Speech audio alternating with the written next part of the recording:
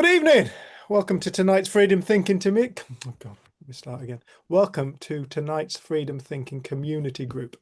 The date is the 4th of August, 2025. We are flying through 2025. Yeah, this rest of this year is supposed to be quite an interesting year. I don't know how people know that, but apparently, watch it. I think apparently it's one of these things where it's just things are gonna start going mental. So we're in that chapter apparently. So let's watch it and let's all come into this space and find our lovely grounding in a world that seems to be going bonkers. Right. So my name's Dave Ellery. I'm one half of Freedom Thinking. Jenny is putting Lucia to bed as we speak. All being well, she will be coming down because Luce appears very tired.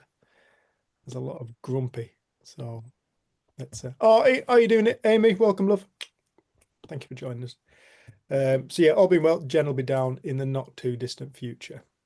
One of the things she faces is if Jen's in this heightened state of, come on, get to sleep, Luce stays awake. Jen has to kind of slow herself down, and that slows Lucia down as well. And yeah, so then we end up with a half asleep Jenny. So hopefully she don't fall asleep and she can make it. Right, so we have only got a few days left till our retreat. We've still got a couple of spaces left on it. It's the 15th, so we're looking at 11 days. If anybody fancies it, if anybody is thinking, I could just do with a bit of a break, do with learning some amazing stuff, discovering some stuff, and doing it in the Lake District and possibly with Dave and Jen, give us a shout, info@freedomthinking.co.uk. I will put in the link to the video about the retreat in the description, as I've been doing. Please take a look, give us a shout. Yeah, we're really looking forward to it. Some people on this screen are coming, I know that. Yep, this is a via donation event. If anybody wishes to make a donation, if you're enjoying this, if you find it useful, if it's you know, if you're getting benefit from it, please consider making a donation. It helps Jen and I continue doing our work. The donation links are in the description below. If you are watching us in catch up and you would like your name adding to our WhatsApp group, our Telegram group, get in touch with us, info@freedomthinking.co.uk. That's the same email address. You can get in touch with us about the retreat as well. We have a WhatsApp group and a Telegram group where we post things. I mean, we don't get people to email those that are on the WhatsApp group and the Telegram group. We just put the link straight out to them and they don't have to fanny around doing emails or anything like that to get the links. We don't put a lot on there and we don't encourage back and forth communication on there because we don't like all the pinging and neither does anybody else. So we encourage people to communicate to one another, like direct messaging one another. So if you want adding to the WhatsApp group, the Telegram group, please get in touch at info@freedomthinking.co.uk and give us your telephone number and say which one you want, like Telegram or WhatsApp. Yeah, and please like, subscribe, comment, and share. I haven't got Colin to ask if that's everything. Dan, is that everything? Dan too. Is that everything? Like, comment, subscribe, share. Dislike, it's engagement, and it'll get you up there. Hate us. See if we care. Yeah, hate us as well. Also, if you want to come and work with us, get in touch. info@freedomthinking.co.uk. Our website is freedomthinking.co.uk. You can find out details about working with us on there. It's in the process of being rebuilt, so we've got our old one up at the moment, so bear with. I think that's it. Cool. Right. I'll have a quick drink of tea. I was just saying to everybody on the screen, I smashed a glass thing just before I came on, so it was panic stations before I came on because it was my mother-in-law's.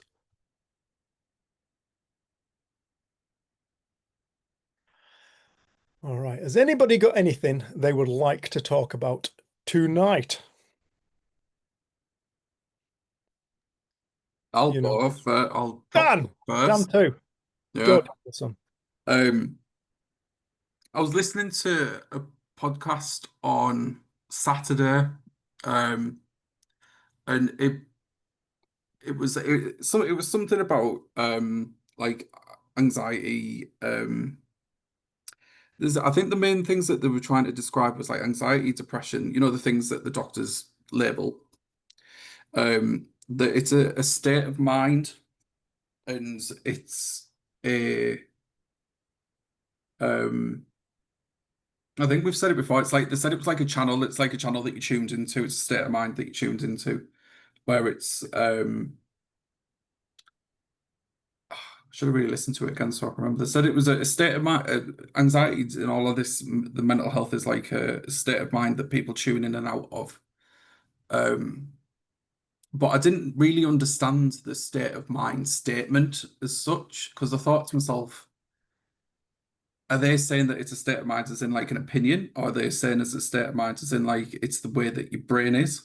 Um, And I don't know, it made me think. It just made me like think about things. Like obviously, it didn't make me question anything that I already know, but I just thought it was an interesting way of saying it because I kind of felt like I didn't agree with it in a way.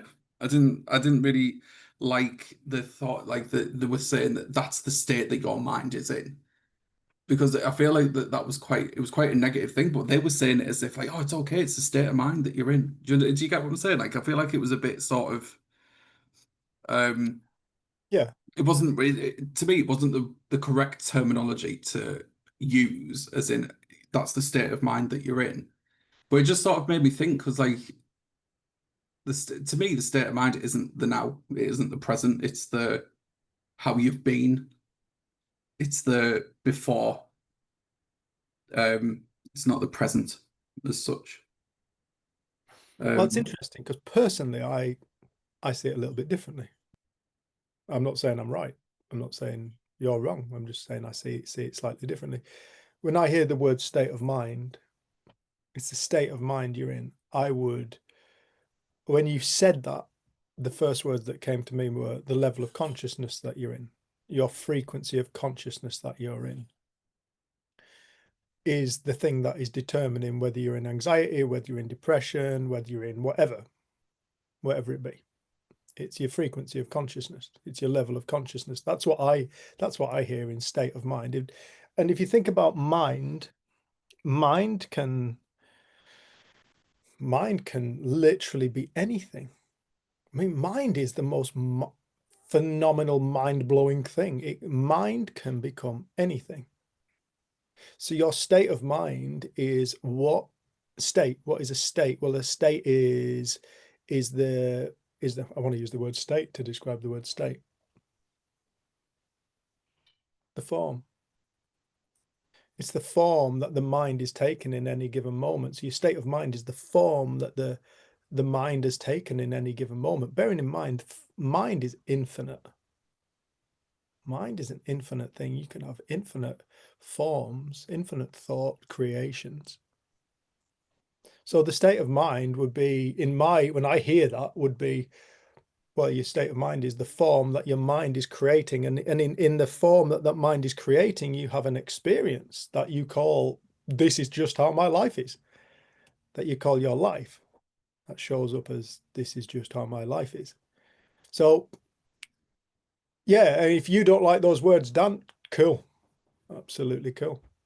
And, to the people that use those words, it makes sense to them. And at the end of the day, the words are just words.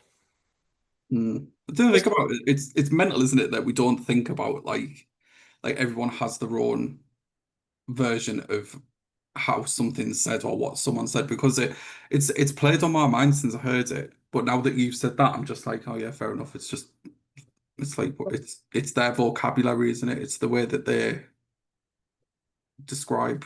I don't know. yeah. So how many people are there on screen? 1, 2, 3, 4, 5, 6, 7. Oh God, 8, 9, 10, 11 people on this screen right now. Let's just do a quick poll. All right. Can everybody get access to comments? Chat even. Can everybody get access to chat? Let's just do let's just chuck some words out, and I want you to give me a number between 1 and 10 about how much you like it. Okay, we did this once in a community group. And I used the word God, so we're going to start with the word God. All right, 10 is I absolutely love the word God. I'm absolutely fine with it, no problem when I hear it. There's no flinch. 1 being just, can you not use that frigging word again, please? All right, and I'm curious just to know where people sit, whereabouts between 1 and 10. Are you at 10 or are you at 1? So please just hit me with the numbers. Can anyone else go onto it? Because it says chat's disabled to me. Yeah, it says chat disabled. Oh, All right, Dan got in. Let me see if I can enable chat. Chat. Main chat. I think that might be after the Zoom bombing. I might have set it as a default thing. Host and co-host. Meeting room chat. Participants. Okay, let's try that. Try that. Is that any better? Does that work, Dan? Yes. it certainly has. Get in. Right. Okay. So Dan Keen's come in with his. Or you can just say it if you want, if that's any easier. Are we talking about the word God? Yes, Lise. Okay. Talk about the word God. Look, it's Okay. the word God and Just God for now. I like the word God, so if that's a 10. It's 10 for Lise. But Okay. depends. Yeah, depends on what doodah it's said. If it's like in universal, yeah. Don't Ooh, overthink it, Lise. Thanks for creeping up behind me, Pete. Yeah, Pete, can give you that one, mate. Thank you. With a smile. Thank you, Pete. All right. So far we have got the following numbers. This is, bearing in mind, this is all the same word. Right, we're all listening to the same word. It's just a word. It's just a noise. But you'll see that each word means something different to different people. Okay, these are the numbers we got. Dan Keen, 3. Joseph, 5. Dan 2, 3. Lara, 6. Amy, 3. Must be a Jean. Angela, 6. Lisa, 8. And Crystal, 8. I mean, for me, I'm 10. I'm really not bothered about the word at all. I don't know. I think Jen's probably a 10 as well. So you see, like, people, when we use certain words, people hear it differently. That's the nature of separate realities. It even comes down to language. This is the nature of how differently we see the world. You think you're communicating clearly with people, but when you use a word, it can mean something totally different to another person. Like, I use this example quite a lot when Jen and I had a bit of an issue and I said somebody was hot. And Jen went, "What? You want to have sex with them?" I'm like, "No, I don't want to have sex with them. They're just hot." And she's like, "That means you want to have sex with them." Well, no, it doesn't in my world. It just means they're attractive. You see, so we ended up having a bit of a back and forth about that because the word means something different to Jen to what it means to me. And so, yeah, when it comes to things like that, Dan, it's like if I don't know. I can't really think of any other words that are slightly controversial, to be honest. Or I could actually. I could think of an awful lot, but they're probably not very appropriate. Let's leave it at God. You get the picture. yeah. You get the picture. So yeah, if you don't like words, if you don't like the word that's being used, careful not to switch off. But use your own words. That's what it's all about. Sid said this. He said, if you don't like any words that I'm using, swap them for the words you prefer. It's not in the words anyway. It's in you. The words are an attempt to describe reality. But reality isn't confined to a noise or a group of symbols, letters, and words. So yeah, that's done. I'm cool with what they said. Yeah. It's interesting, isn't it? That's the nature of separate realities. Right there, we see different worlds. We can all listen to the same thing and have a different experience. That's what it's all about. That's what life's all about. It's about your experience of life. It's all about your experience. Like music. Like music. Some people like music. Some people like different types of music, I guess. Different tastes. Correct. I mean, I have the best taste in music in the world, but don't really like to tell people about it. But it's true.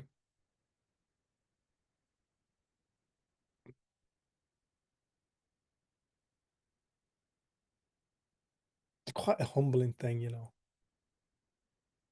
If the principles or what the conversation about what the principles is pointing to doesn't humble you, doesn't make you kind of go, shit, fucking hell, I've been arrogant. Shit, I thought I knew this, I thought I knew that. If it doesn't bring you back down to earth with a bit of a kind of gentle bang, then I'd keep listening. Because it's such a humbling thing, is this journey of life once you set off on what I personally call awakening. Some people hate that word. Some people hate the word awakening. You could stick that up as a poll, see what numbers we get for that. You know, the word spiritual or anything like that. Get all these different words, but I'm happy with all those words, so I use them. But on this awakening kind of journey, when I'm talking about awakening, I'm personally, in my definition, just for clarity of what I'm talking about when I'm talking about awakening, is starting to awaken to the spiritual nature of life, which has never gone anywhere. It's always been present. And when I'm talking about the spiritual nature of life, I'm talking about who and what we actually are before the creation, which has to be a beautiful thing because there's only one of it, and it's love, the unified field. That's why as people start on this awakening process, they start to feel more kind of peace. They start to feel more love, more compassionate towards other people, more compassionate towards other living beings that perhaps they didn't feel compassionate towards. Spiders, wasps, ants, whatever, rats, mice, dogs, cats, birds, I don't know. The tree that's in the garden that they thought they wanted to have cut down. They start to find a compassion for others and themselves.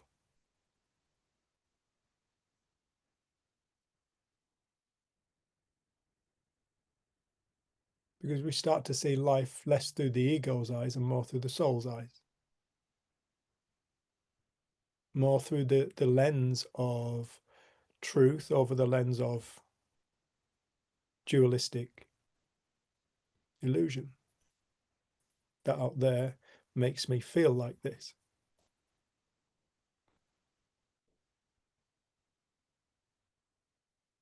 The reason I behave like I behave is because of what you did or what you said or any of those things.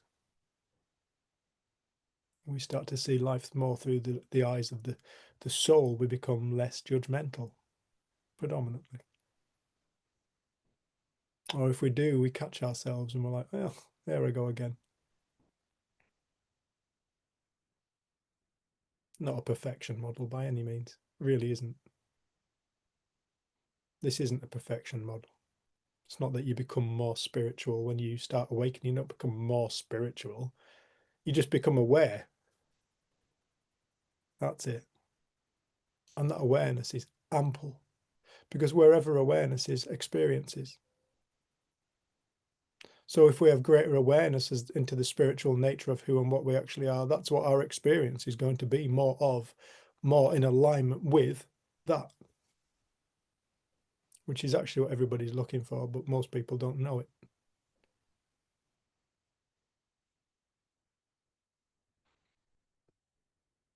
Spare me 1 second. Yeah, just send a quick message. If I can get this to bloody work.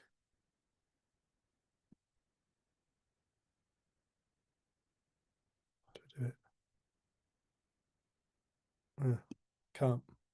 Crystal, can you share a little bit about what you've been seeing? You don't have to. I was trying to message you in a polite way, but I couldn't. You sent me a beautiful message. Would you be prepared? If you're not, say no, I'm not prepared. What do you want me to say? You sent me a beautiful message about something that surprised you. This weekend? Yeah. You frozen? You frozen. It's me, is it? No, I think it's you that's frozen, love. I can see other people's heads moving. There you go. You're back. I didn't hear what you said. Yeah, I mean, you don't have to share it, but you sent me a lovely message about something that surprised you.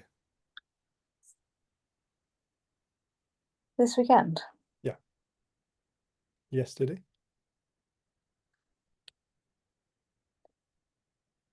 That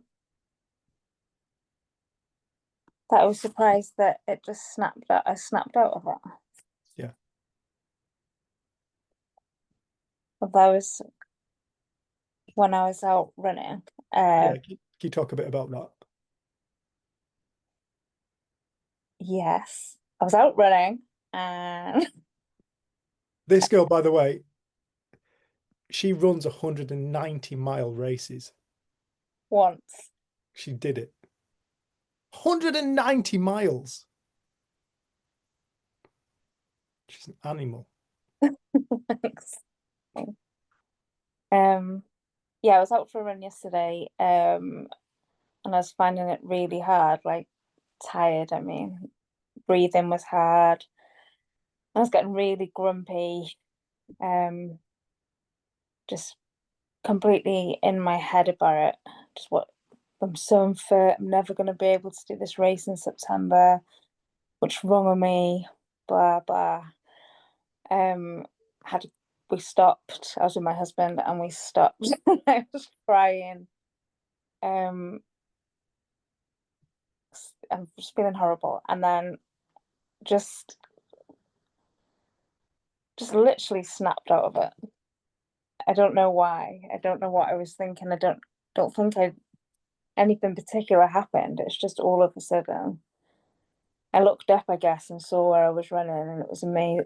Obviously, it's Cumbria, so it's gorgeous, and just completely realised that as soon as I sort of looked out in front, not just looking out in front of me at the path, like short, I don't know, it's hard to explain, but not just like focusing on what I was thinking. When I looked outside of that,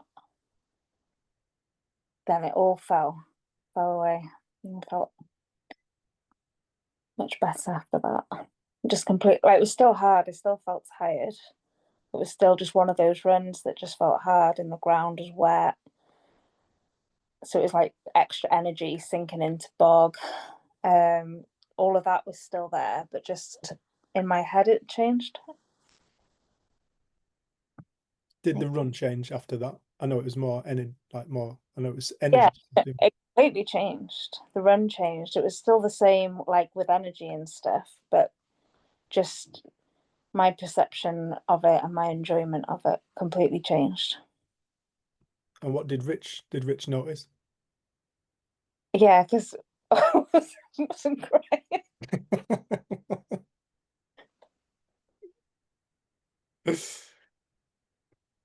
Yeah, it just was like a snap. It was just like click of the fingers. It was that quick, without really thinking of doing anything or thinking anything different. It was just looking out from out. It's hard, don't know how to say it in words, but like instead of being in my head about it, just looking beyond that close into the scene, looking out, and just changed. Thank you. Well done.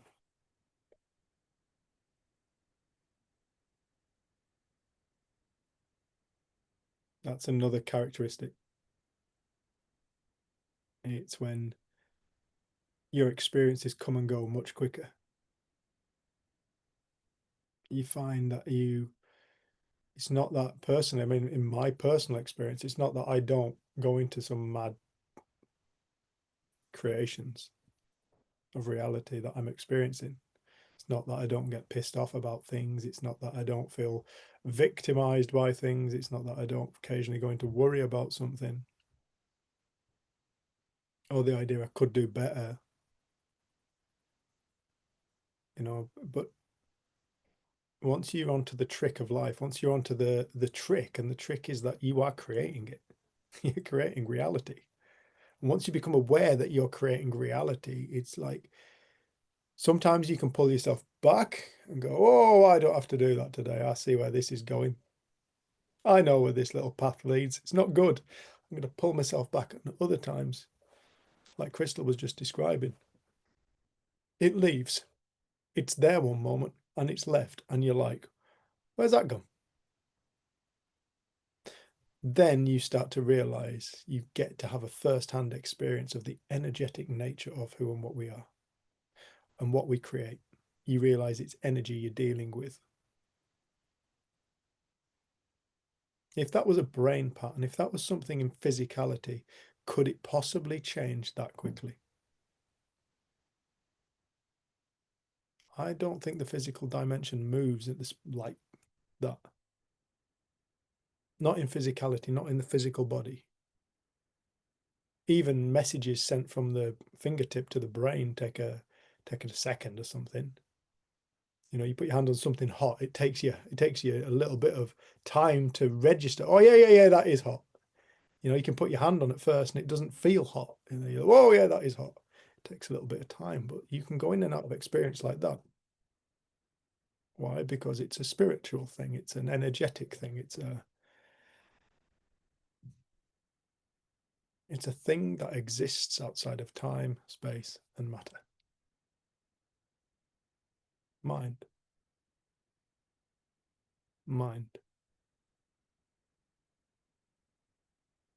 And it's funny because I know that when Crystal came to work with us, that wasn't what she was looking for. It was something else. But I've loved listening to you, and you've had your own experiences now, and listening to you talk about what you've started to uncover about yourself, in yourself, from within yourself. And they've always been surprises to you. That's been the beautiful thing. It's been like a surprise. Oh, and this happened to me, and it's been like a bit of a surprise. And I'd ask you, is that what you thought you were looking for?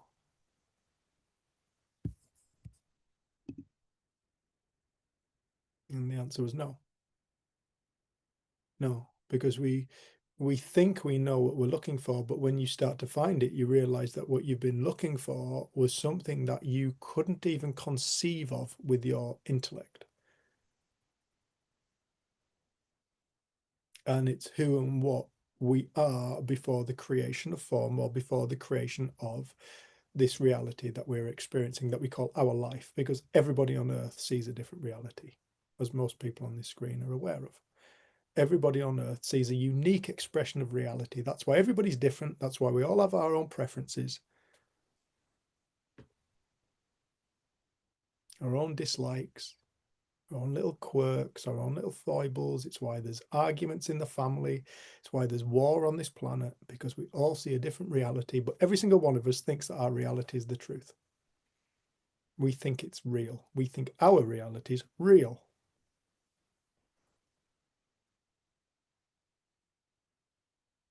When it's each of it, each expression is a temporary state of mind.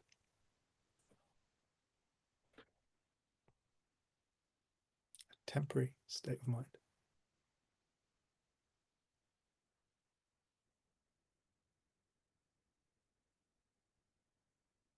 Thanks for sharing that, Crystal. I really appreciate it.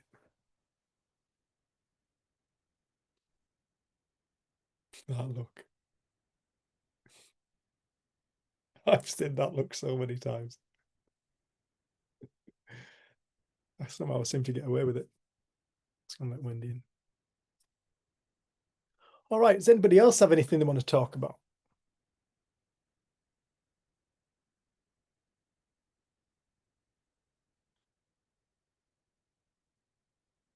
Any way they want to lead this conversation?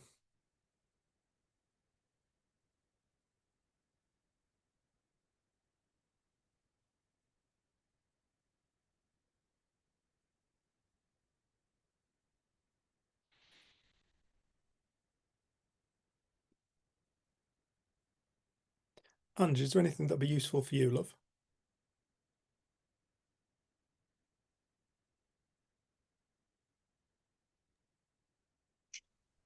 I don't think so.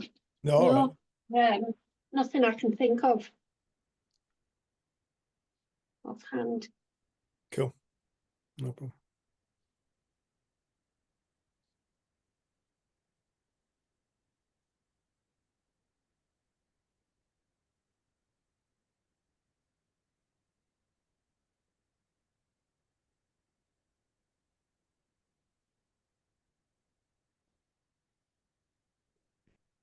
Yeah, it absolutely is, love. That was, yep. Yeah, of course it is. Somebody's typing something into the chat.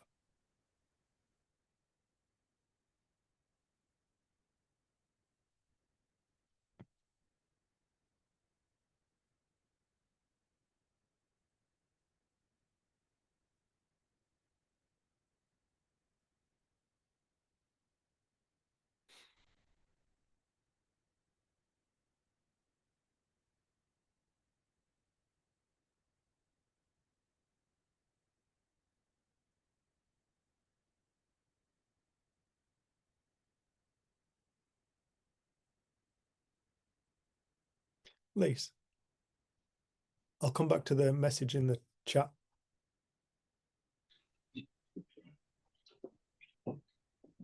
I'm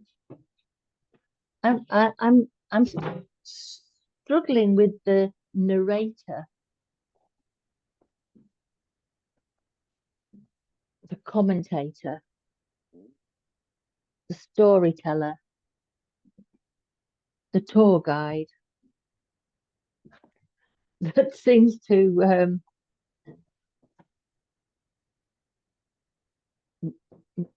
be a constant companion.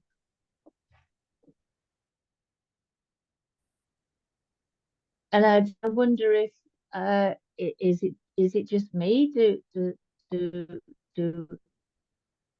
other people have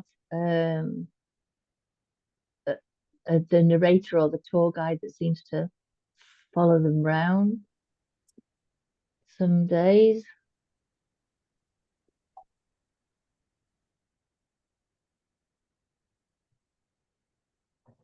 It's like, yeah, kind of like, yeah, my own personal narrator of the story of Lisa's life. How mostly how shit it's going.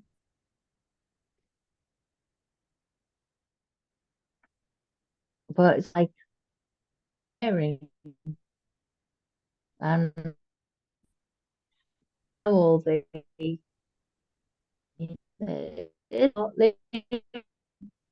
Lise, you're dropping out a little bit if you but can hear me. I You're guess dropping out a little bit. and my pain today went in the camper. Lise, And, can I just stop you just one sec? You're dropping out. The last 30 seconds, could you repeat it? and I know it's at a lower level of consciousness. Oh, Lise, you dropped out there, love. Can you repeat what you were saying? Now you're going to mute. The narrator, Yeah. the commentator, the Yeah, we tour heard all guide. that bit. We heard all that. Okay, yeah, it's wearing.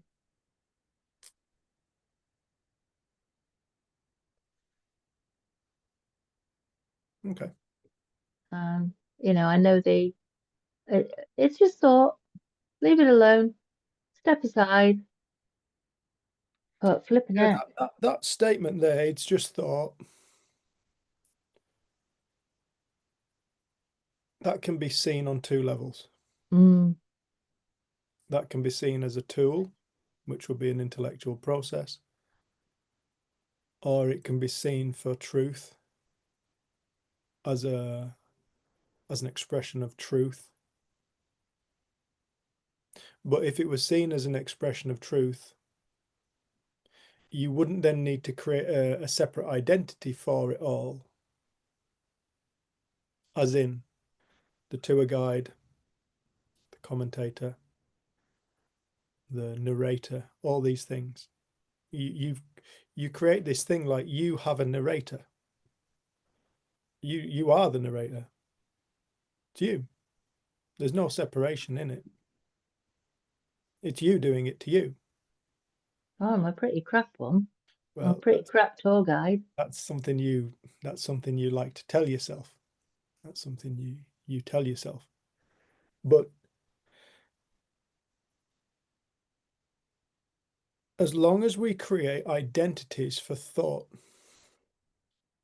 okay, you create a secondary, you create like a secondary character for thought. You've lost the possibility of, in that moment, of the realization of truth. That sets you free. Okay, Yeah. because the moment you split thought up into good and bad, you've taken one source, singular source, and you've gone, okay, you've effectively created two gods. That's duality. You've created duality, and you're living in duality, you're experiencing duality. Sid said, if you want to find truth, you've got to see life singularly. If you want to find truth, you have to see life singularly. Okay. But that means, oh, sorry, go on. Even back down to the point that there is nothing but whatever is creating. And that's what everything is. Everybody is that. Everybody is that same force in action, pretending, believing that they're separate from one another, believing that everything is separate to them. And in that separation is even the illusion that my thoughts are somehow separable. Is that a word? Separable? Could be. Let's go for it. I think so. Divisible. Oh God, I can't even. Oh. That's a word. Cut in halfable. Yeah, and the moment we do that, we miss the trick. That the whole of our reality is coming to us all from the same place. Inside, who and what we actually are. Everything we are experiencing is an expression of ourself because we're infinite potential. So every single potential that we experience is simply a potential of ourself, not a tour guide, not a commentator, not a narrator. We're not like some television program that has a narrator going over it. It's an illusion. It's a story. And as long as we believe in the story, we will experience it as that. Mm. We'll keep it alive. And you'll go, Mm. oh, this shit is doing it to me. This fucking stuff is ruining my life. It's not. It's creating your experience. But you are that stuff. You are the stuff from which the stuff comes from.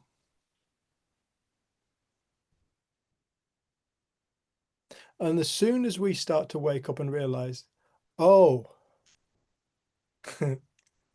I've done it to me. I have been doing this to myself. I've been telling myself how bad my life is. I've been looking at life through a negative lens. I've been looking at myself through a negative lens. I've been the one that's telling me I'm not good enough. Who else could possibly do that to us? Mm. Suddenly you start to align yourself with truth and victimhood dies. Because there's no victim in the realization that I did this to me. Where's the victim? Who's the perpetrator and who's the victim? Oh, it's me. Oh, I did it. Oh, God. I fucking robbed myself the other day. Do you know what I did? I took £20 out of my wallet and I went and spent it. I robbed myself. I'm the one who ate my tea. Bastard. It was me. I ate all the cake. Damn. Damn, I did it. I can't blame anybody else. Shit, I crashed my car. Suddenly the blame kind of, there's nobody to blame. It's like, oh, I did it. It was me. I can't blame anybody else. I can't blame anything else. No, but it's just like firing arrows at myself. Yeah. And I was thinking about the story of, you know, the rucksack with lots of pebbles in it, and Doesn't I exist. no, I know it's a story, but I'm just trying to. Just doesn't exist. It's just something that we like to think we understand something if we can put it into an image, if we can put it into a sentence, if we can turn it into words. Oh, then I understand. You know, but life, thought, consciousness, you can't put it into words. It's not something you can comprehend with the intellect. It's beyond all that. So any of these analogies are simply just an analogy. They're just a little metaphor in the hope that somebody would go beyond the words, the metaphor, to a realization. So all this stuff that you're not good enough, Lisa, isn't true. It's just a story you keep telling yourself. It's not real. No, It's it's just never on been repeat. real. Hey? Just on yeah, it's like a It stuck doesn't record. make it any more real. It's like I say to people who, like, I'll say to them, look out the window. See the little sapling down there? And they'll go, yeah, I see the little sapling. Do you see the big old oak tree at the back? Yeah. Which one's the oldest? Which one's been around the longest? And they'll go, well, the big old oak tree. Yeah. Which one's more real? Neither. Just because you've thought something for a long time doesn't make it more real, doesn't make it more true, doesn't make it more solid. It's just a habit. It's just a habit. It is a habit, habitual. It is habitual old story thinking. But It's just a habit of you creating a story. That's all it is. It doesn't mean it's true. I want to look at that part. I want to look at that bit. It doesn't mean it's true.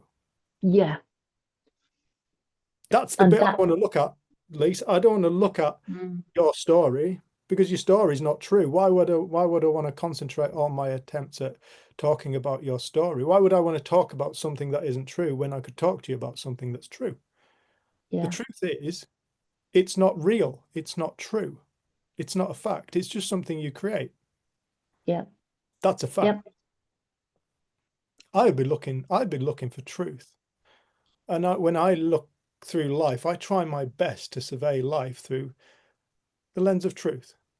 Yeah, that's lovely. Yeah.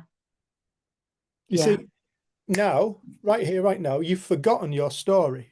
Right there, right in that moment, you forgot your story. And because you weren't telling yourself it, because you were having some other expression of mind, you couldn't experience that experience. That's how solid it is, love. It can come and go in a moment, like crystals. Like Crystal's story about being on the run, when all of a sudden it just left. And what was I left in? I was left tired. My body felt physically tired, but I was present. I was present with what is, and what is was I had a beautiful run after that. Looking at life through the lens of truth. Yeah. But that's a singular lens, love. That's seeing that all of our narratives are the same thing in disguise. Each shows up differently. That's the nature of the infinite, which is who and what we are. It shows up in an infinite amount of ways throughout our lives, throughout our days. And each way it shows up is an expression of how our life feels and appears to us, and how the world appears to us, and how people appear to us and feel to us. But people get so hung up on their little quirks, foibles, their little narratives. They see them as an enemy. I know that that was something that somebody on this screen did an awful lot of, and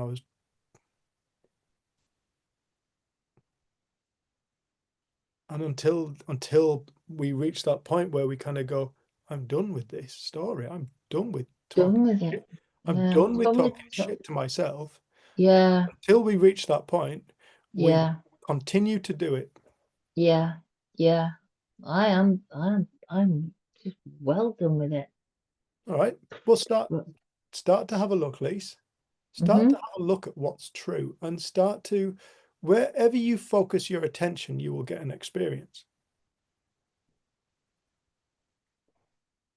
Okay, You wanna wherever you look in the- this is the nature of life. I'm now looking out the window and I'm seeing berries on a rowan tree outside. You know, and before I focused my attention on them, there was no experience of it. I was just an experience of you, Lise.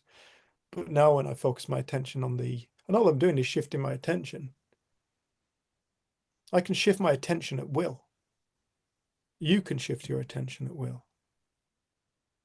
Okay, Yeah. and you can shift your attention from illusion to truth as quickly as Crystal can go, fucking hell, this is shit. Oh, this is wonderful.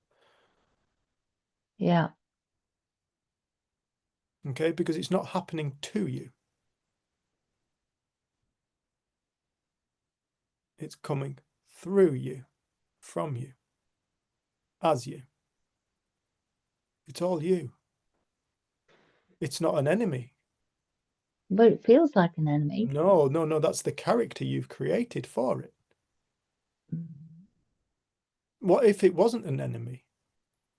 What if it was actually just some innocent little babble that you've turned into an enemy? Like turning a toddler who's just learning to talk into an enemy. An innocent little being that you turn into an enemy. Because it is innocent, Lise. It's all innocent. And it's all neutral. No thought has any power. No thought is any more real than any other thought. That's not the nature of it. Thought is thought is thought is thought is thought. That there is no more true reality in thought. It's all an expression of the one. It's all an expression of who and what we are. It's all too late. It's all creation, which makes it all even and equal. You see, the thoughts that you have, I could have them and I could laugh at them. Mm. Where would the truth in it be? Is it funny or is it life-wrecking? Mm. Mm. Yeah. Yeah. Yeah. Yeah. Thank you. Look at, focus attention on truth, Lise. Truth. Yeah. Truth. Truth is how Truth. it works. Yeah. Right. And a lot of this is you listen until you have a realization. And the moment you have a realization, you go, oh, it's fucking none of it. It's none of it. It's beyond all that. It's in an experience of expansion of love, I suppose would be a word. Yeah. See, you're not very quick to love yourself. No. You speak to yourself in a terrible way. And you expect you come here trying to find peace, but you're still prepared to talk to yourself like shit. Mm. Well, that's thought creating reality.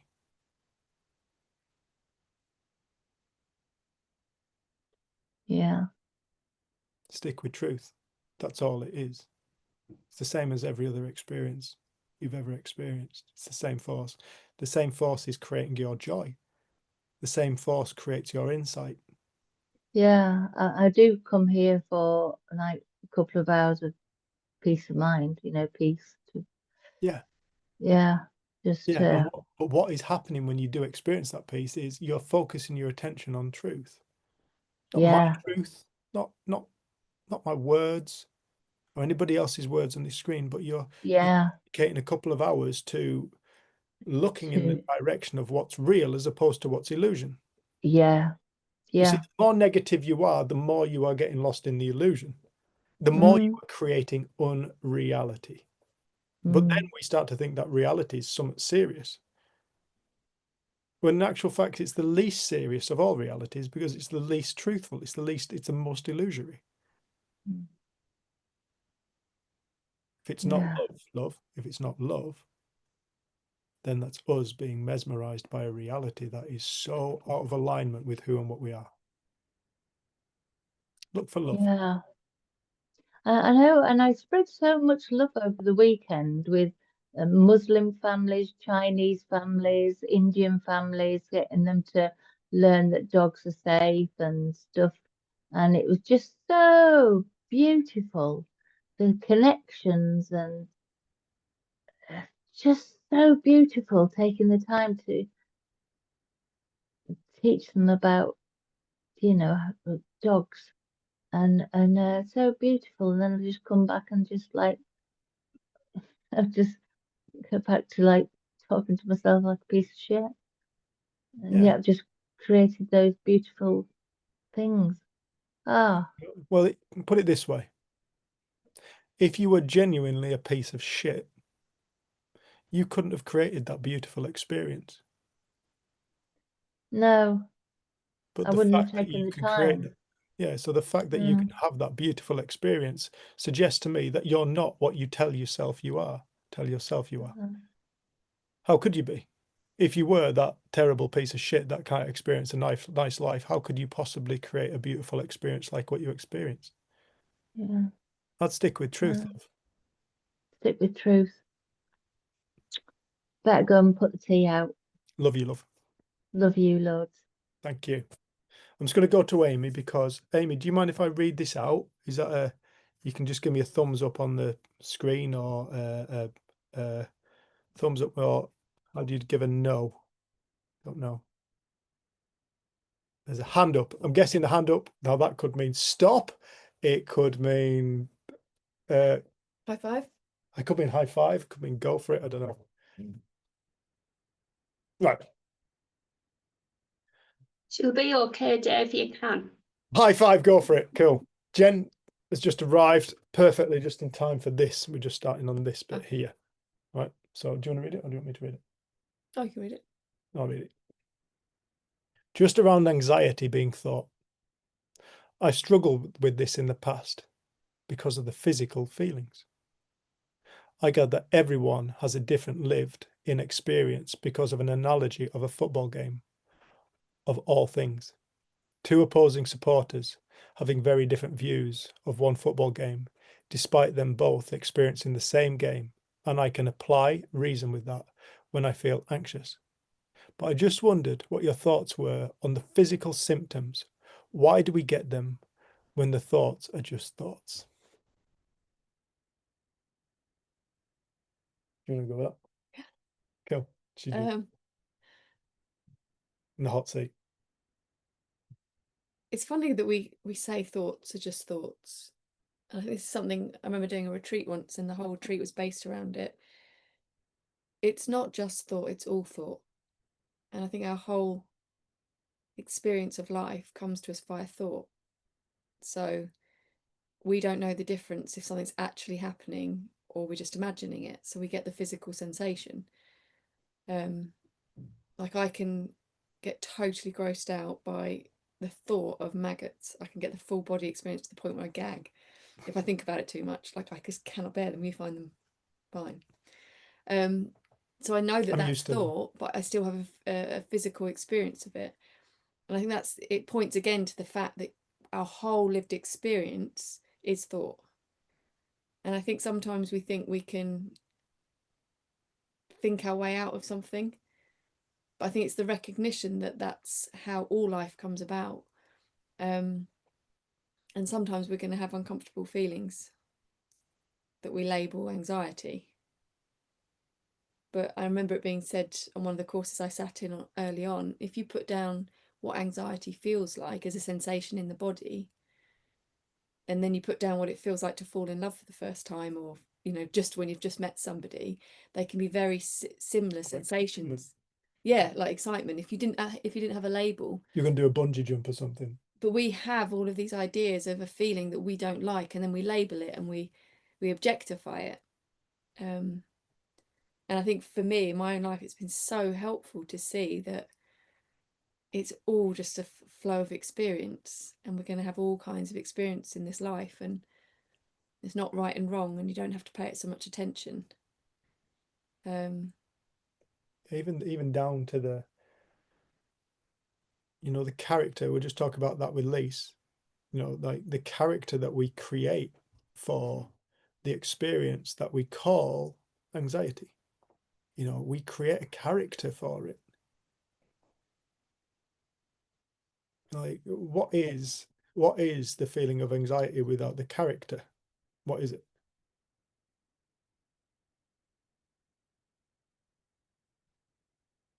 What is the experience of worry without the character, without the narrative around it, without the story around it? What are you actually left with if you take away the story of anxiety, worry, depression, any of these things, joy? What are you actually left with if you take away the character?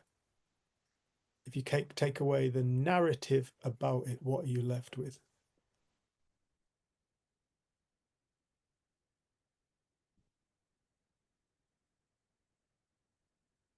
Left with an experience. You're left with a feeling.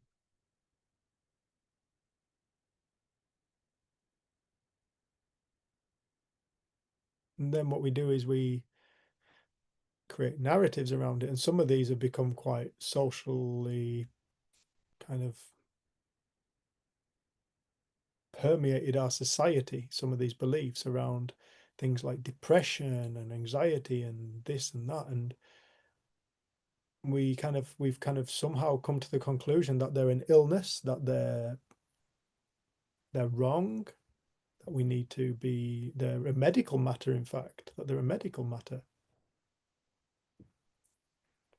When in actual fact, what you have is the only thing that's ever creating experience is mind, consciousness. It's the only thing that's ever creating experience is ourself.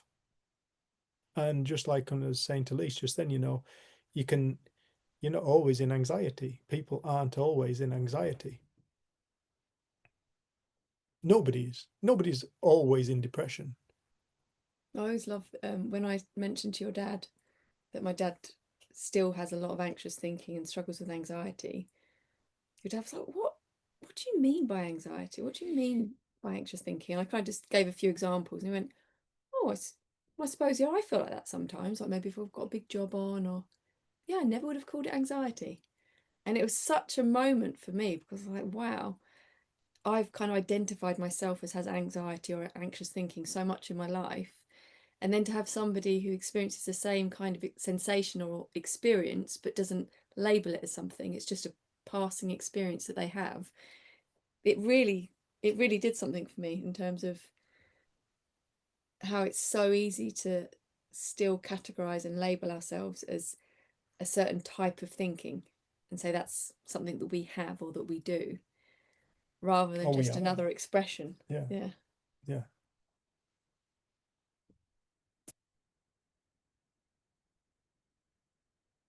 Yeah, when we stop making our thoughts about us, you know, we stop making our feelings about us. I don't know, how many feelings have you had today? No idea. Do you know how many you've had? No. How many thought expressions have you had? Many. Me too. Especially just now. And they've been all over the shop. They've been high and they've been low, and they've been, I mean, even that's just, even when I say high and low, that's me creating a character for it. Okay, it's been thoughts that have been useful, and there's been thoughts that haven't been very useful in terms of me having a, like, the kind of day that we think we all want.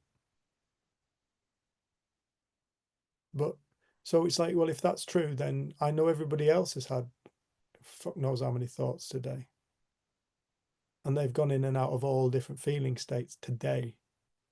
So which of those thoughts are we, and which of those feeling states are we?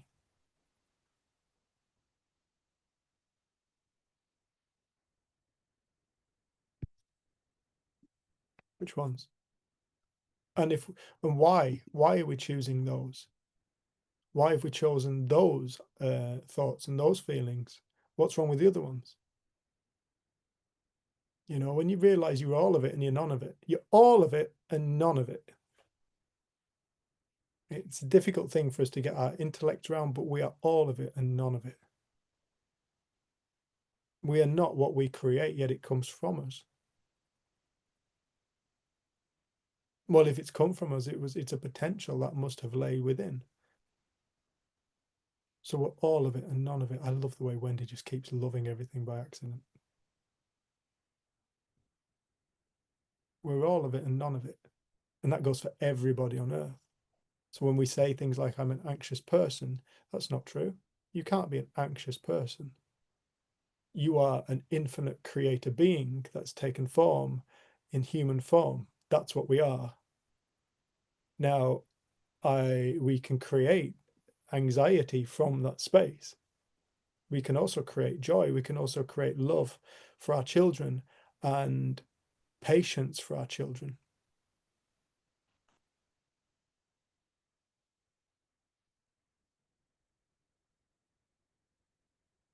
I think it's easy to see, like with kids, how we are, like the amount of times we've turned up at a place with Luce and she's gone and chatted to everyone like almost immediately, and she goes around to different tables in the pub and like chats to them like Dave does.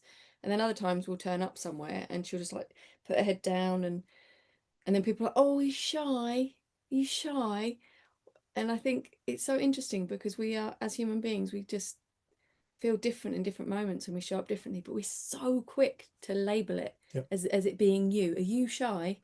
Or are you an extrovert? Or are you this kind of person? Create an ego around it. But I've loved watching it with Luce because she is so fluid. You can't pin her down as being any one thing because she just shows up differently. And I feel like that's probably what we would all be like if we hadn't gone, oh no, that's me. No, this one's me now. I'm the anxious one, I'm the shy one, I'm the one that struggles with this. But actually, when you look at young kids, they are very fluid. They will start getting more solid ideas about themselves. It just seems to be what we do as human beings. I don't think there's anything we can do about that, even as parents. Like, we do our best to not label her, but she'll create little concepts and start kind of narrowing her potential in different ways. But you see, that's totally innocent. And I think the other thing that occurred to me around anxiety is the extra layer of thinking and anxiety we have about the feeling of anxiety. Like, it's become a thing, it's become a monster, rather than another experience that every single being experiences at some point in their lives. But I feel like that's what the principles allowed for me, is just that extra layer of thinking about experience got less. Yeah. Like, having another one of those. I think also it's seeing it's all the same thing, you know, like that creates anxiety, creates worry, that creates worry, creates, I don't know, happiness, joy, you know, and it's only through that we get to experience love. It's all really the same thing in a different disguise, because if it wasn't that, if it truly was something else outside of us doing it somehow, when I say outside, I'm even including in the body. And I know a dead body can't experience anxiety. Therefore, it must have something to do with the living aspect, the consciousness aspect, the soul, the spiritual aspect, the creator that inhabits the body. It has to, because a dead body doesn't experience that. So it's like when we start to see that there is only ever one thing taking place, it's coming from within us. It's the power of thought creating experience. As we think, so we feel. Your feelings are always in accordance with the frequency of the thought that you're having. You know, and so is my behavior. I'm least likely to be kind to somebody if I'm feeling like really grumpy and pissed off about something. And I'm not very likely to slap somebody across the face if I'm feeling loving. But all those expressions of experience are coming from me. They're coming from me. There's no separation in it. There really isn't any separation in any experiences. They're all the same thing in a different disguise. Dan did have his hand up. Dan, you did have your hand up. Do you want to say anything? Yeah, the amount of names my laptop's just been given because it died, because it says it was plugged in. Anyway, I don't know. Yeah, there was something that was said when you were talking to Lisa, but then also answering that question is the automatic way that we go to the negative of stuff. Like, for example, the narrator, as Lisa was saying, and then the physical symptoms of anxiety, say. I used to call my narrator Brian. Don't know why. That's just the name. That was the name. I don't say why I used to, because I know he's still there, but whatever. And the thing that really helped me was when Gordell was done one of the retreats at the beginning of the year, is when he said that, like, we are the boss. We have the power to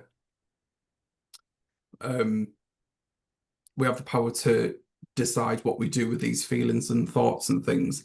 And ever since then, it's instead of us automatically going to the, oh, I don't like that feeling, or oh, I don't like that thought, or your narrator saying, or you're gonna be shit at this, or you can't do this, or whatever. Like, because we're programmed to automatically think that that's a bad thing, that I think that's where the majority of a lot of people's anxiety about this that comes from. To me now, if I ever get a bad thought or if I feel a bit weird, I go, oh, thanks. And the fact that you're taking the power out of it, away from that feeling or thought, makes it not as it would never, it doesn't take it away. It just diminishes the power of it. Like, past couple of weeks, I haven't been anxious, but I've been having the physical symptoms of it. So, like, I've been having like a tight chest and like a really dry throat and things like that. But before, where I used to think, shit, there's something seriously wrong with me here, like, or why am I feeling like this? Like, I don't now. I just sort of like sit there and go, oh, thank God I can feel like that. Or like, oh, like, thank God that I'm still like able to tell the difference between when I'm sad or when I'm happy. Because if you can't, like, my mum said to me ages ago, if you can feel every single thing, then that means that you're working correctly. Like, that's the way that your body works. You're supposed to feel anxious. You're supposed to smell dog poo. You're supposed to, do you know what I mean? All of these things now, instead of going straight to the negative and thinking, do you know what, this is shit, I feel horrendous. Just it's to me, I'm now grateful that I can feel like shit. Like, these past couple of weeks, I felt horrible, but I haven't got to the point of where I was like, do you know what, I feel like crap. I haven't messaged any of my friends and said, do you know what, I'm feeling like crap or I'm struggling, because I physically haven't felt the need to, because I'm quite grateful for the fact is that I can feel that way, if that makes any sense. And when Lisa said about having a narrator, it just took my mind straight back to Brian.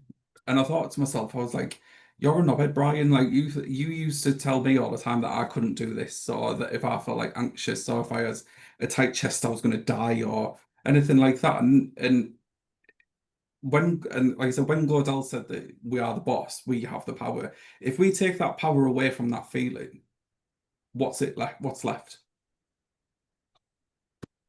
Nothing, really. It's just there. It's something that you can live with. Nothing gets worse. I've said this before.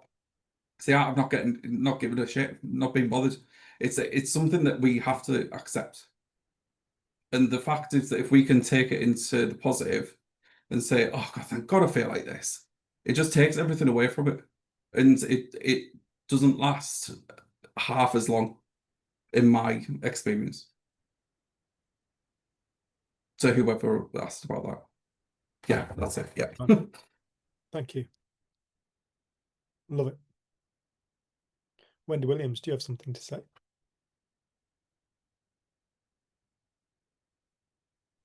Yes, it's a beautiful day here in Massachusetts. I can see that. It's lovely. I'm getting ready to wear my sweaters in 2 weeks at Coniston. How's that? Bring a few. Bring Yeah, your water stuff as well, wet weather stuff. Bring your but wet walking stuff on. my wet walking stuff. Okay, good. Good to know. So it occurs to me when Lise was talking about, I'm tired of the narrator, etc. In my country, we call it the narrator. But that aside, um, You can't be right about everything. no, it's true. It's true. Um, I remember before I got up with the principals, I remember hearing, what's his name? Doesn't matter. There's somebody everybody knows.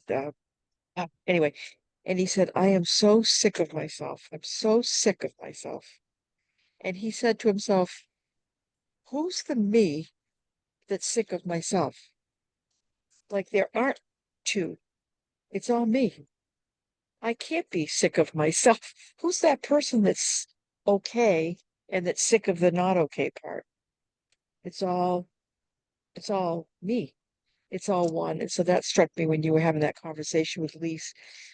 And also kind of along what Amy's asking too, is that and Jen, you did a great job, I thought, about that everything is thought, because this conversation is about how we experience life. And we experience life by attaching meaning to external stimuli, if you will. So let's say I'm stuck in a traffic jam. On a day that I'm starving to death and I'm trying to get to a restaurant, I'm going to be pounding the dashboard, swearing and pissed off. And on another day when I got a full belly and I'm stuck in traffic, I might go, oh, this is nice. Now I can listen to that podcast. Now I can call my friend. Now I have some time because I'm just sitting here chilling. I'm gonna shut the radio off. I'm gonna shut off my computer. I'm gonna shut off my phone, and I'm just gonna sit here because God's given me 5 minutes to myself where I'm not in motion. Same traffic, same potential upset. It's just how we label it. So the flow of the energy is given or the flow of the experience is given a label. This sucks. This is great. But it's still just, it is what it is, you know?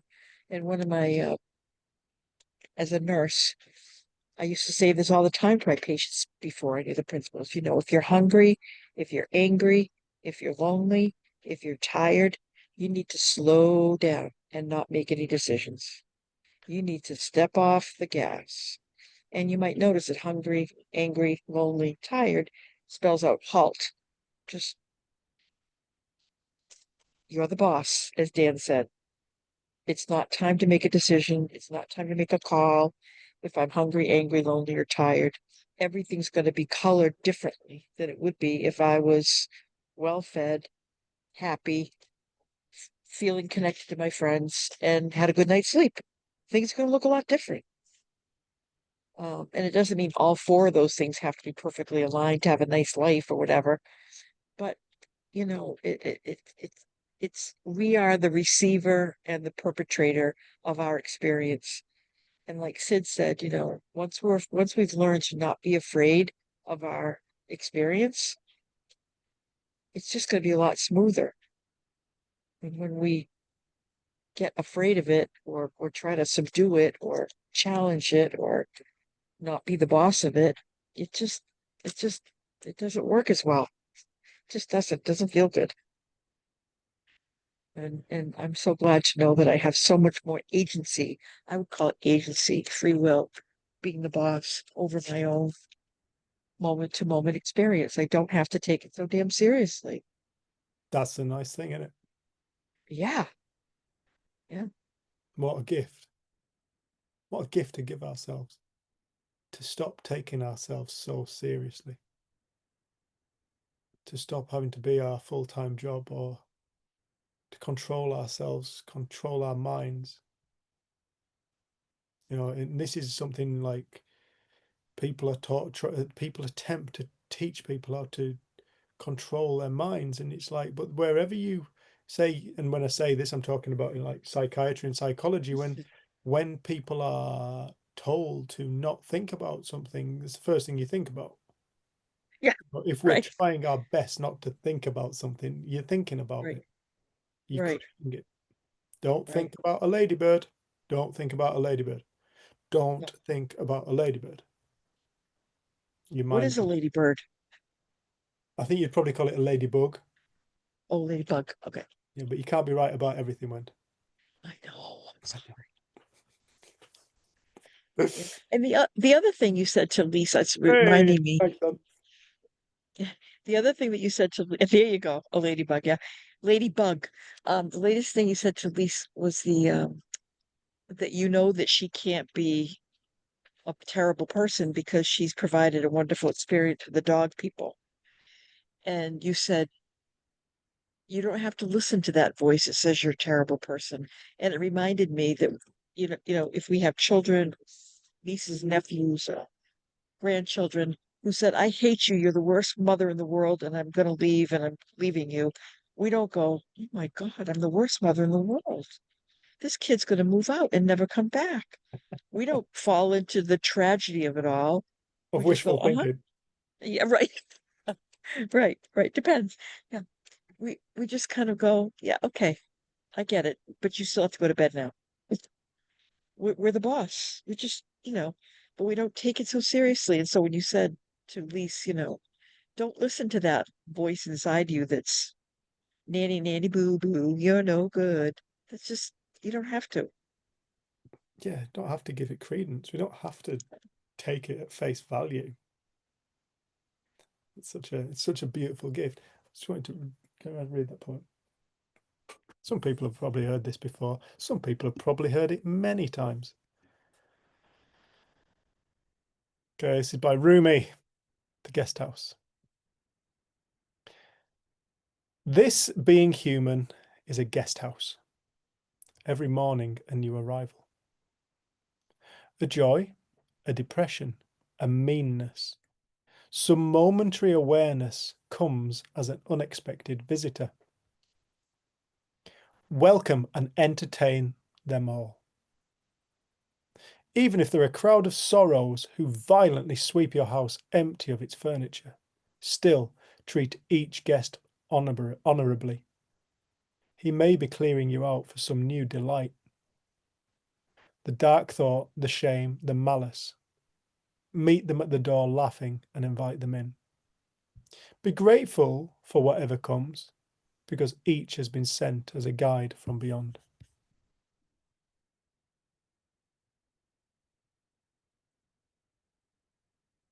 I like that. Each has been sent as a guide from beyond. Each of them has the ability to awaken us to the narratives that we hold about ourselves and about life. When we find ourselves in shitty spaces, not that we'd see this all the time, but most of the time we own it. It's me being a dick. I'm being a dick. I know I'm being a dick. But both of us take it as an opportunity to learn, like, what can I learn about how I see the world from the way I feel? So if I have got some anxiety, it's not so much about getting rid of the anxiety. I'm more curious about, what the fuck am I thinking about? What have I sorry. I don't know if kids are still around. Oh, sorry, Dan. What story have I got playing out right now? What story am I living out of right now? What invisible kind of thing have I been just mindlessly creating? I'm just curious about that. Not in an attempt to fix it, but just in an attempt to gain some awareness around how I think. Because the problem that human beings have faced is they've experienced reality, but they've not known that it's come from them. They've experienced reality and they've believed it's come from all kinds of things other than themselves. Chemicals, brains, circumstance outside of ourselves, time, the future, the past. when in actual fact it all comes from consciousness, it all comes from our being, it all comes from the nature, the very foundation of who and what we actually are. It comes from the livingness of life. Everything else is secondary and everything else is illusory from that point onwards. It's an opportunity for us to start to see how we think. It's an opportunity for us to grow in awareness. It's an opportunity for us to grow in compassion towards ourselves and others. I don't know, every time I go into some kind of weird experience, I become more compassionate towards other people who may stumble across that similar kind of experience. I think it was quite nice as well, having each other, is that, like, I can imagine before I knew this, some of the states that you go into, I'd be really worried for you and really think it meant something and buy into it and entertain it with you, kind of thing. Whereas I can be kind and I can listen sometimes, but I kind of laugh to myself because sometimes you'll be like, and I've been feeling like this for weeks. I'm thinking, well, I know that like literally 2 days ago you were Very talking about true. how grateful you are about your Yeah. life, and it's so amazing, aren't we blessed? Very dramatic, isn't it? You are very dramatic, Yeah. but it's quite nice to not have to. And I feel like that's something that I've learned from you, because I don't think I've ever known someone that can be so dramatic about their, like, how bad it is and how that literally stretches back in time, that you've been feeling like that for so long. 50 years. You're only 45. Doesn't matter. Yeah, but it's, and I think you can do the same for me, like something that will feel really important to me and I've kind of got down about it. It's not that you're unkind, but you don't jump in it with me. And I think that's the really helpful thing about this. Especially, like, I know we've got some family online, like, to be able to listen and be with our family, but to not buy into the story in the ways that I know I used to. It gives people an opportunity to just have their feelings and be loved, but it not be Don't a make something. it about you. Yeah. I often give the example of my sister phoning me up and telling me she had this like huge problem and she felt like it had been going on for a really long time, and she just went on and on and on, and I was getting ready to go and speak at a conference, so I was only kind of half listening for some of it, but I didn't give an advice, I didn't try and stop her, and then she just talked herself out, and then by the end she'd like completely sorted it out for herself, and I thought, God, normally if I'd been paying full attention I probably would have been like, oh my God, that's awful, God, I need to do, I could probably arrange a one-to-one with someone for you, I'd probably have made it bigger. But actually just listening, half listening, she talked herself out of it. And I see how easy it is for us to like collaborate with other people's stories. And Well, the moment you do that, it just creates the illusion of deeper truth, doesn't it? yeah, and I think that's something you were talking to me about the other day, just this idea that one thought is truer than another thought. If we look at the content, it's always going to be a subjective thing. And I think that's why the principles are so helpful, because there is something objective, reliable, dependable, and it takes us away from the stories and away from the character and away from the noise to the space that's been kind of called the stillness or the pure consciousness. Like, that's the observer. An observer doesn't have an opinion. I think sometimes we talk about an observer and it still is just another, you know, it's the ego mind just narrating and whatever, but there's also something still quiet with no judgment present that's always been with us. And like, it's that stillness which I feel wakes up and becomes louder in the quietest way. It's because you're less interested in the noise. I think you describe it as the ocean. We get less interested in the wave and the character of the ocean and more interested in the depth of what is the ocean. Where is all this coming from? Who am I before this story? Before this drama? Before this wave.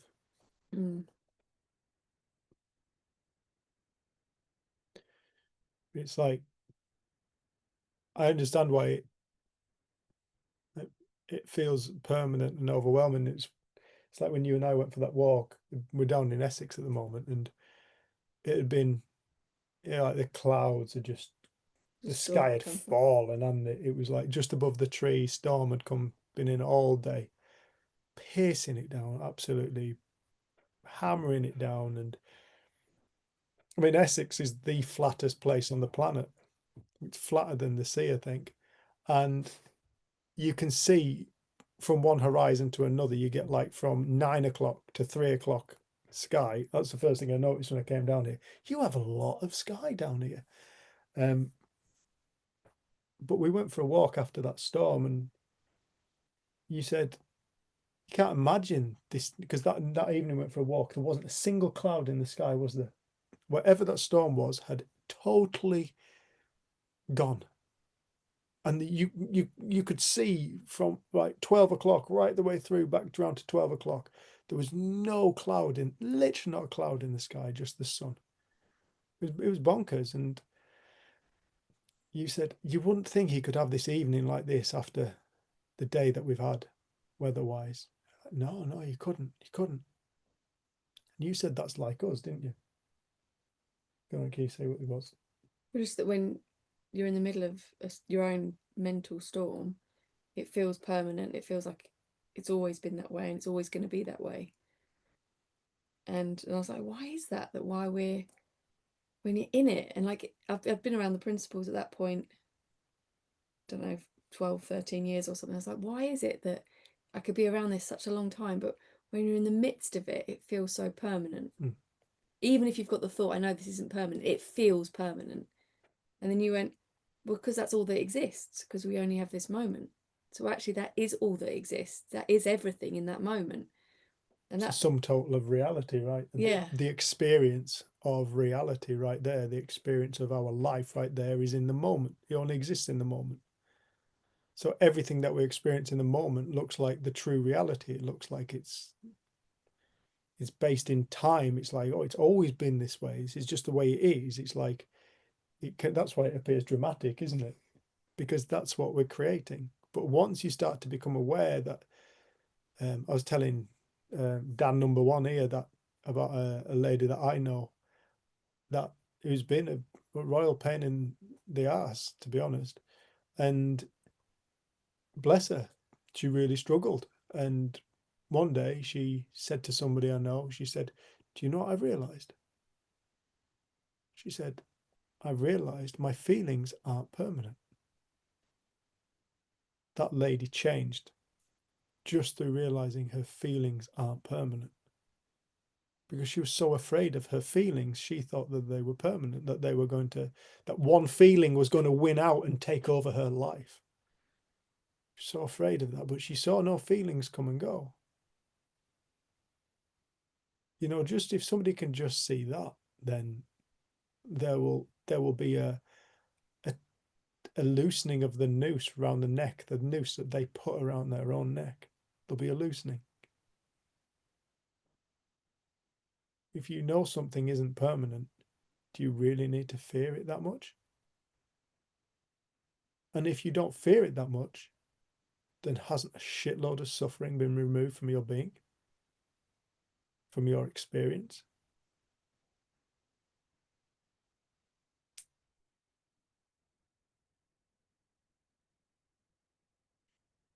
What if there's nothing to worry about? What if nobody's ill? What if there's nothing wrong with anyone? What if you're actually perfect? And when I say that, I'm saying it from knowing that everybody is perfect. But many people don't know that. And Jen says, we will hold that space until you're ready to pick it up.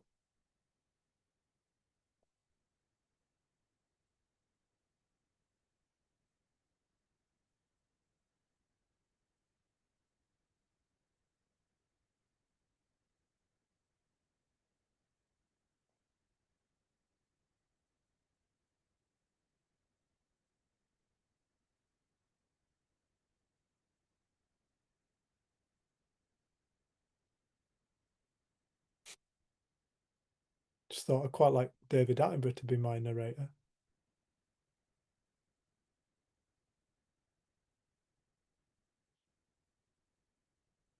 See you making mouth movements, Wendy, but I didn't know what that meant. I was correcting you. It's a narrator. I was just correcting you. That's Can't be right about everything.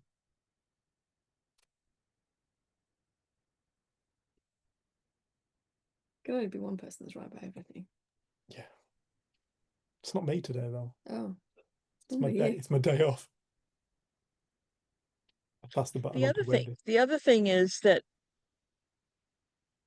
when we think about it right this minute, wherever we are, we're on a little square on the internet. Somehow we have the freedom of movement, the freedom of will. The internet is available to us, etc. How perfect is that? That we can even execute on a way to connect with human beings across the world. Like, how perfect is that of a moment? And the other truth is that 100% of every single broken bone, tragedy, death, illness, traffic ticket, I have come through the other side of it, and I'm sitting here today. 100% of everything I've ever experienced has not been permanent.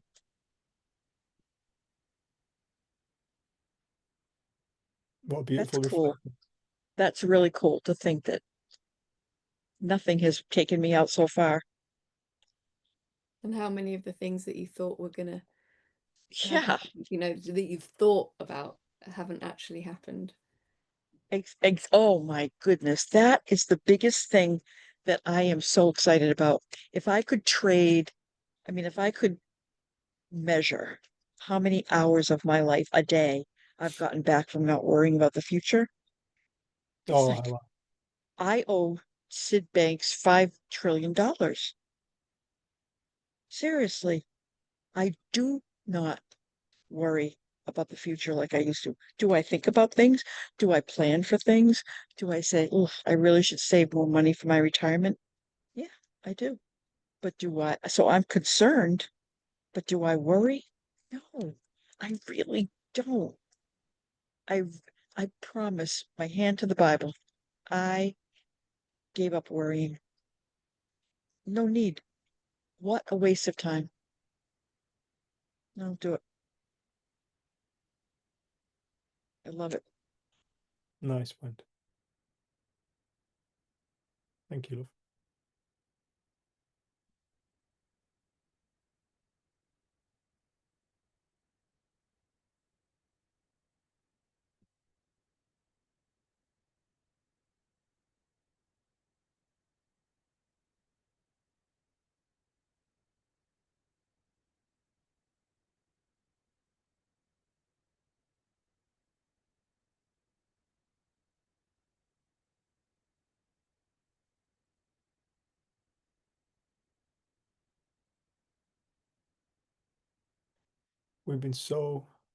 We've got so used to looking at what's wrong with us.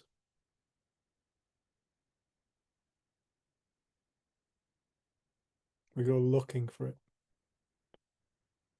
But how used to it are we looking for what's actually right? I mean, let's start with a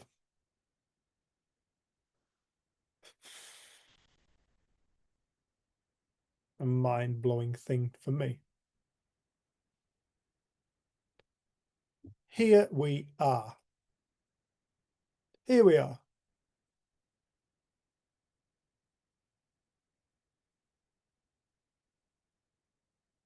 Here you are.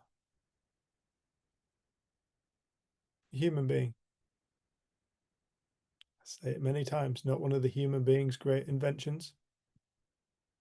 Human beings didn't invent human beings.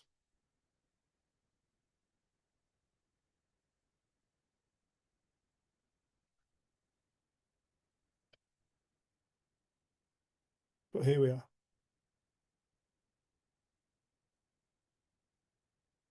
This idea of something beyond my intellect, my comprehension. Here the human being is. Here creation is, in fact. Here we are. Where did we come from? Where did creation, where did all the stuff come from? All the things. Where did it all come from? Where does creation come from?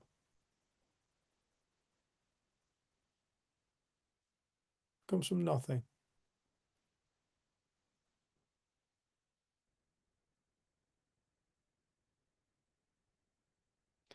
And so there's this phenomena that we call reality taking place.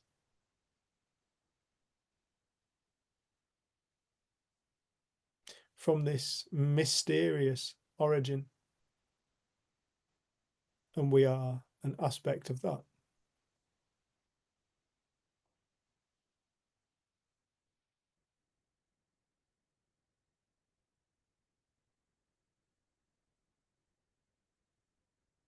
We are a miracle that cannot be explained.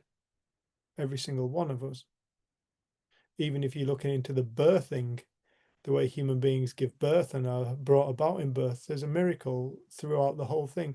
Did you know that when a sperm meets an egg, light is created? Light literally flashes. There's a flash of light when conception takes place. Light, photons are released.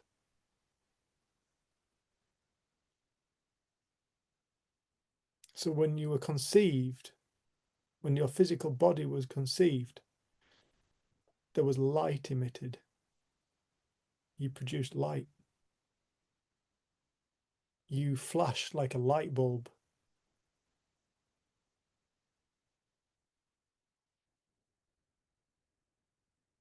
And then somehow your body has been created. Every single cell knew what it needed to become. And it became your body. 50 trillion, is it, cells in the body? Each one knows what to do. It's updated, it lives, it dies, and as it dies, it's reproduced, it's divided and left another one in place. And your body has been grown. And you haven't done that.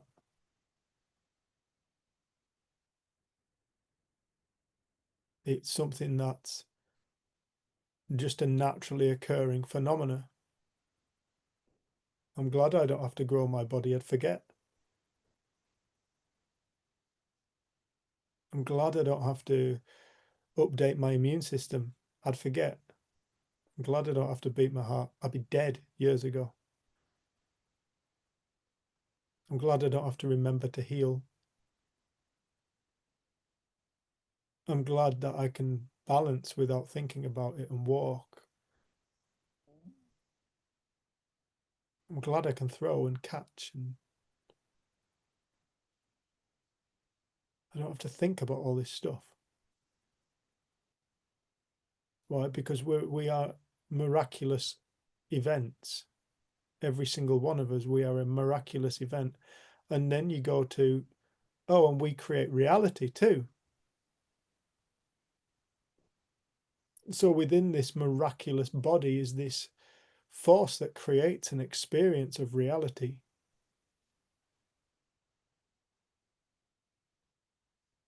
We've never been taught. You didn't get taught how to create reality. You didn't need to be taught. You were born, you opened up your eyes, and you experienced life as a human being.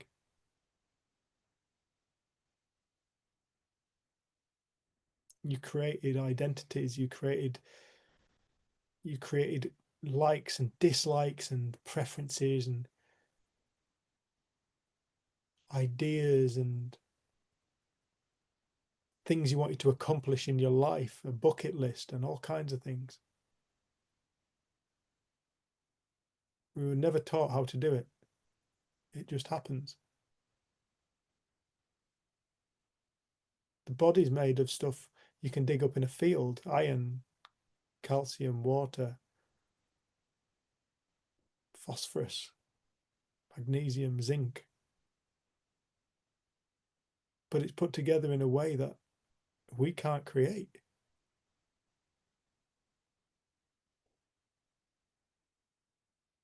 We are, each and every single one of us is a mind-blowing event. Of you went, mind-blowing event.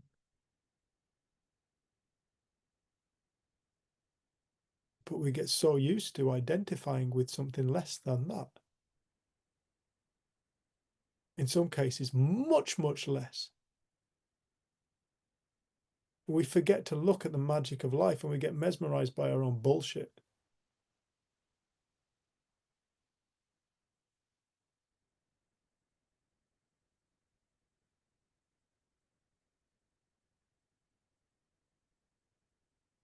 We forget to see what's true.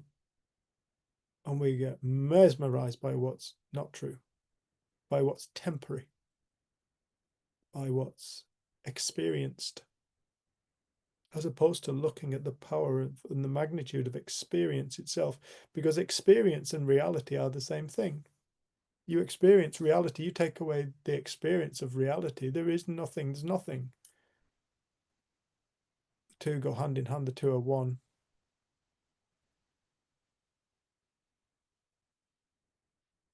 You never fix yourselves. Anybody who sets out to fix themselves never fixes themselves. Why? Because they're living in the belief that they are broken. And like Jesus said, it's done unto you as you believe. If you believe you are broken, that's all you'll ever experience. Why? Because that's what you think. Has to be that way. Thought creates reality, as Jenny was saying.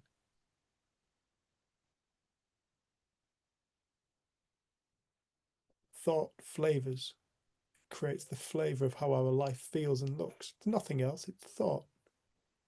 It's thought. As we think, so we feel. There's no outside of it. There's no outside of you ever get to experience.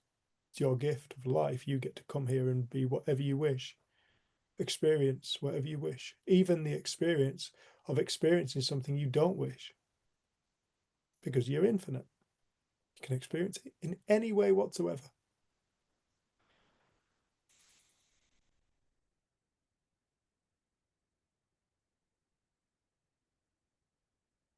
You can never fix what was never broken. You can never heal what was never ill.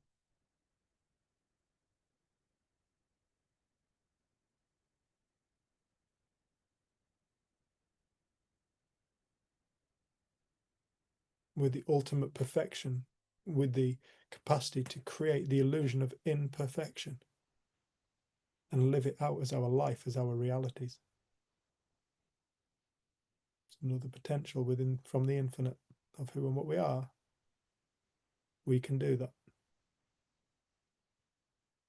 We can also wake up and realize that's what's going on. That lies within the infinite realms of potentials that lie within us.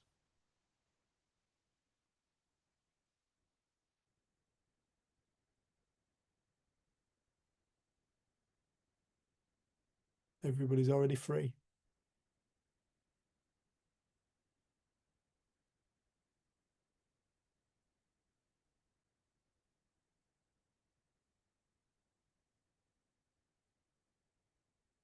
Nelson Mandela said, you can imprison my body, but you can't imprison my mind.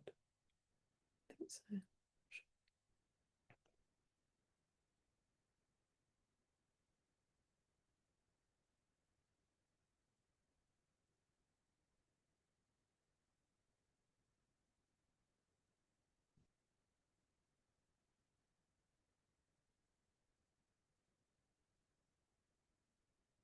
The ultimate freedom.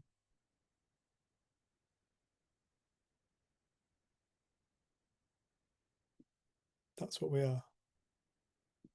But you won't find it through trying to nullify 50% of the infinite. Not that there is such a number. You won't find it through trying to find constriction within your experience. You find it within expansion of the experience. Constriction of the experience would be trying to take away, subtract thoughts and feelings. That would be constriction. But expansion would include all of that. Oh, I can think anything, it can't hurt me. Like what Wendy was just saying. I can have all these experiences, but they don't actually hurt me. Nobody gets destroyed. Nobody gets destroyed by a feeling or a thought.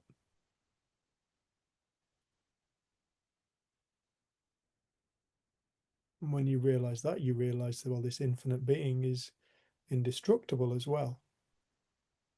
Fucking hell, we are something special.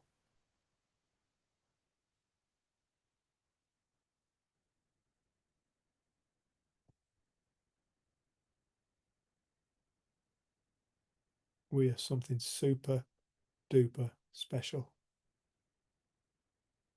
Every single one of us, no exceptions. I always remember Joe Bailey saying, it's a big ego that thinks it works some other way to the rest of humanity. It's a big ego that. Probably didn't put that on the end, did he? It's not comforting. It's not comforting, is it? No, he doesn't speak clearly. And I keep noticing that my dad's got a book called Breaking the Habit of Being Yourself by Joe Dispenza. But as I kept looking at it, I was thinking, even being yourself is a habit. It's a habit of thought that creates our character, that creates the me, the I, but there is the limitation. Yeah, it's a habit. And actually, we all know habits that we've had that we've dropped or changed. So anything about us is not the character is permanent. There's only one permanent state, and that's the state before all of it. But I kept noticing that book. Dave is a habit. Jen is a habit. It's a habit. I think I mentioned it before. There's a cool documentary on Netflix about twins, and one of them had a biking accident and lost their memory and never regained it. So his twin brother told him all about his life, and yeah, just like filled him in and kind of helped him remember who he was. And then I think a few years after it happened, they'd lost their parents and they were clearing out the house, and suddenly they found all these photographs and letters and just information, and he realized actually they'd had a horrific upbringing with a lot of abuse in it, and he'd actually had a really lovely relationship with his family and his parents up until this point of them passing. And it was so interesting because the brother who had a memory thought, I don't want you to have to remember the awful life we had, so he just created another story, and his brother took that on as true and then treated his parents accordingly and had this incredible relationship with them. And I just thought, God, it's so interesting how we hold on to things when actually if our memory was wiped, we'd meet each moment fresh. But we live and see people through the eyes of memory and thought and habit. But he was given the opportunity, and it's actually a really sad story, because I think the brother was then furious with him for lying, and they now don't have a relationship, or they didn't in this documentary. But I just thought, what is it then that creates us in relationship with people? And you see that the principles I feel has given me the opportunity to show up fresh in a relationship or with another person again and again and again.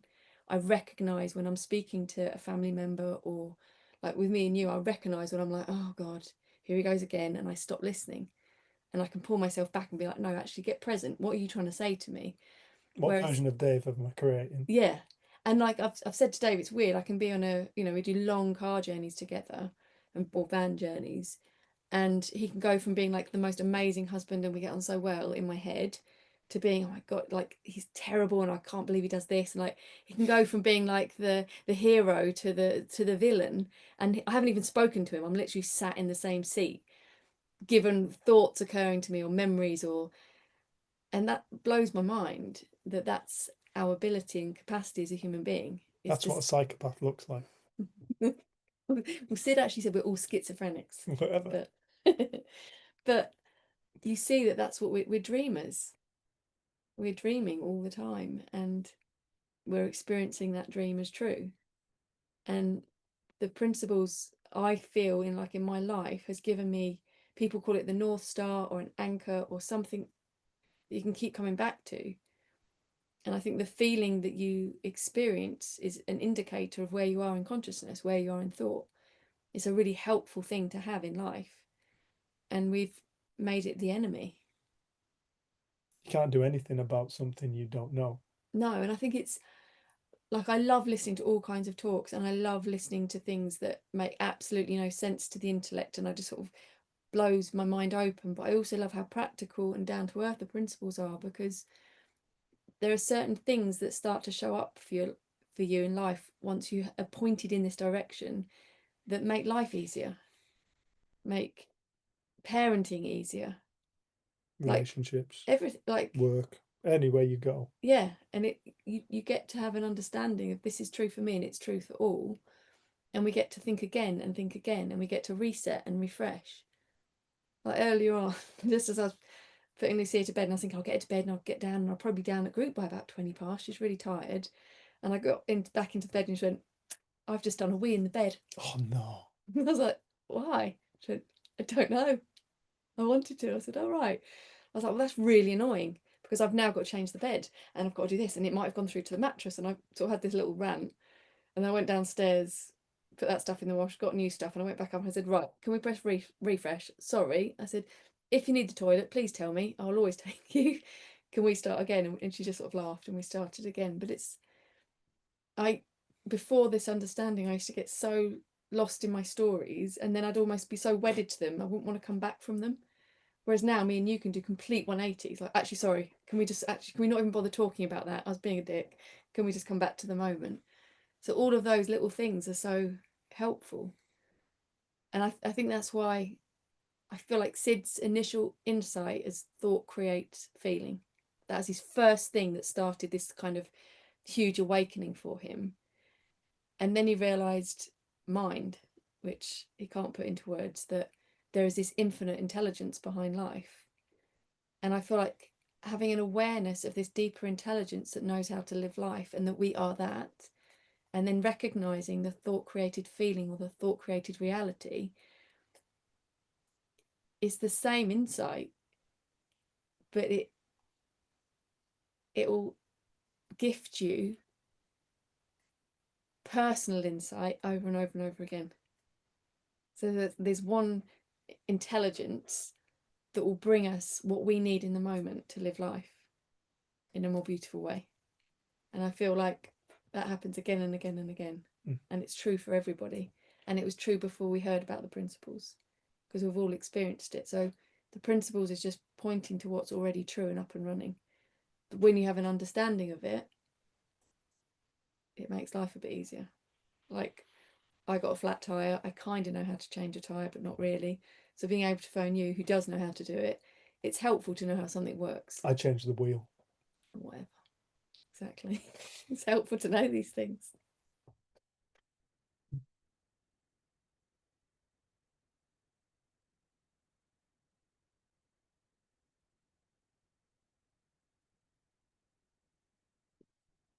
Tire the wheel, who cares? A nail, a screw, who cares? It drives Dave mad if he asks me to pass a screw and I'm like, "This nail," and he's like, "It's a screw." So now I just do it for a laugh. You I don't care. Screw a nail. You knew what I meant. I like to be clear.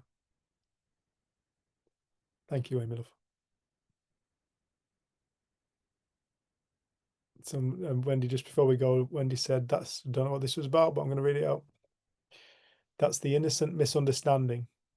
Somehow we've been raised to assume that the good life means no down days, stroke moments. When we experience crap, we try to swat it away because it indicates brokenness. Like Dan said, it's a signal. It's talk. It's part of it all. Yep. Nice one. Thank you. All right, let's call it an evening, everyone. Thank you all so much for being here. And thank you, everybody who's watching and catch up. Thank you. If you made it this far, well done. Congratulations, you made it. Go back to your life now. Yeah, if you wish to make a donation, donations in the description below. Best way for us personally, if we're going to be honest, PayPal, friends and family, if you can. That'd be great. Saves us getting charges. Little dog. And yeah, we got a retreat 15th and 19th of August. Get in touch. info@freedomthinking.co.uk. If you want WhatsApp, Telegram group, info@freedomthinking.co.uk. Add your number and let us know which one. And if you want to work with us, get in touch. freedomthinking.co.uk is our website. Have a look. Yeah. And please like, share, and subscribe. And comment. Thank you, everyone, so much for being here. Loads of love. Thank you so Welcome. much. Good night. Bye-bye.